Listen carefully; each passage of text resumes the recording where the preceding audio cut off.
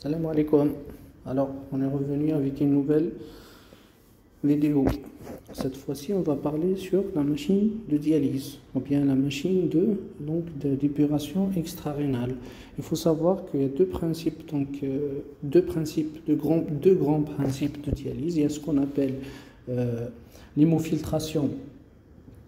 Donc, ça utilise un principe ça ressemble à la filtration glomérulaire où il y a un principe de pression, c'est-à-dire le passage des substances des zones où il y a de la zone où il y a une haute pression vers la zone où il y a une basse pression. Donc c'est des machines qui sont plus complexes, utilisées essentiellement en réanimation. Pour le deuxième principe, c'est l'hémodialyse.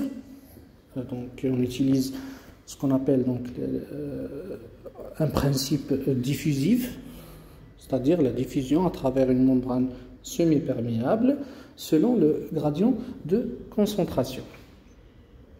On va aborder dans cette diapo essentiellement l'hémodialyse, parce que c'est la plus fréquente, c'est la plus rencontrée par le personnel soignant. C'est celle qui est utilisée dans les dialyses chroniques, donc des hémodialyses chroniques, et même dans les dialyses aiguës qui ne sont pas compliquées.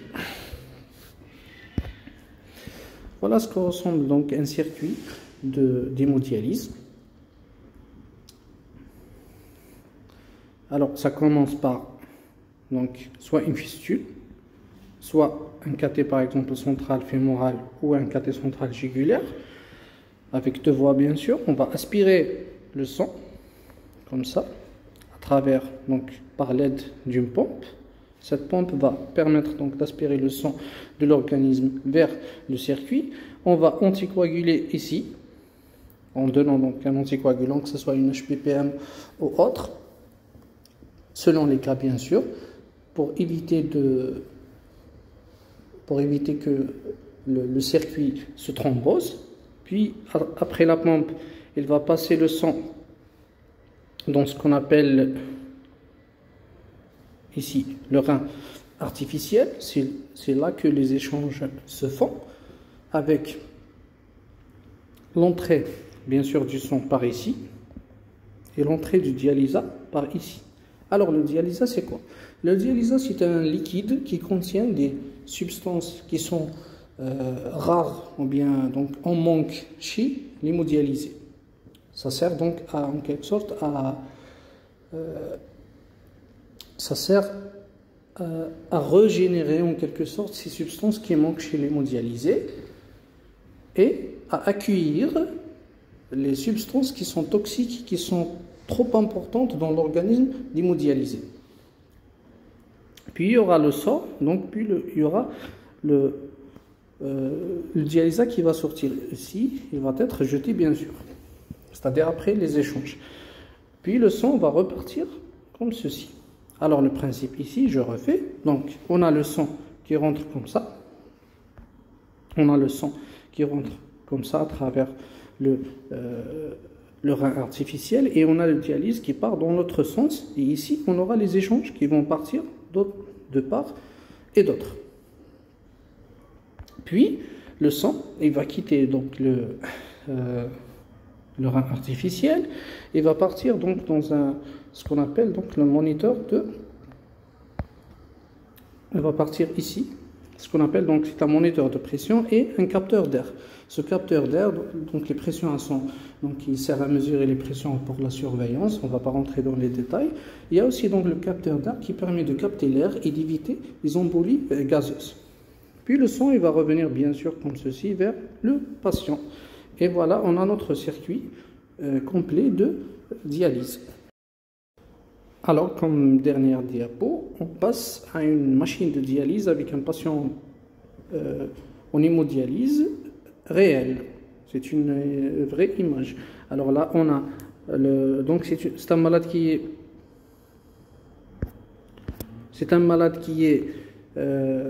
se dialyse avec sa fistule, qui est là dans son avant-bras gauche, parce que c'est un hémodialysé chronique. Puis on a le sang qui ressort.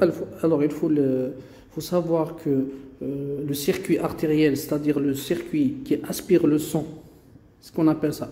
On appelle le circuit artériel le circuit où le sang sort, c'est-à-dire il est aspiré par la pompe.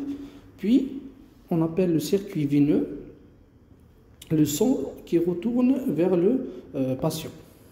La limite, donc, c'est celui-là. La limite, c'est le rein artificiel. Ce qui est avant le rein, c'est ce qu'on appelle le circuit artériel. Ce qui est après le rein, c'est ce qu'on appelle le circuit veineux. Alors, il faut savoir que il faut placer toujours le circuit artériel. Il faut placer toujours le circuit artériel en distalité pour éviter les mélanges. Alors, pour éviter en quelque sorte une mauvaise dialyse.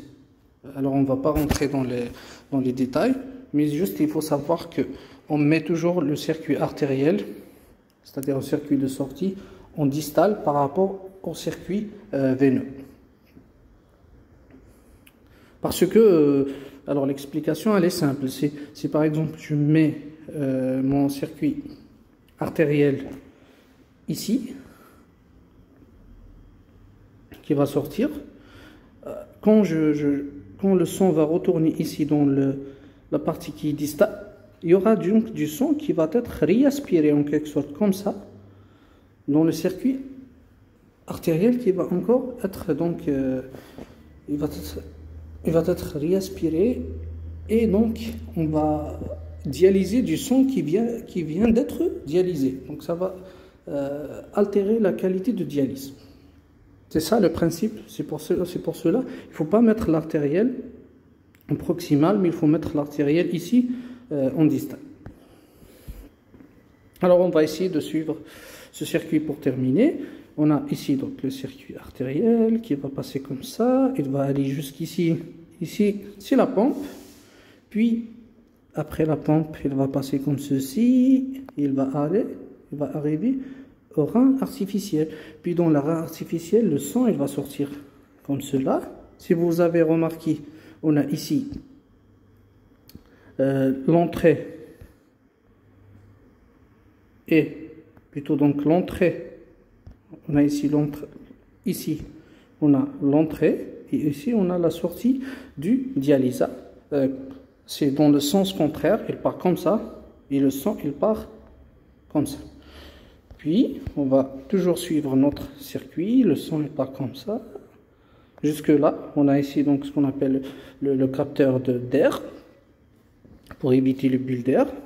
Puis, le circuit va retourner ici vers le patient.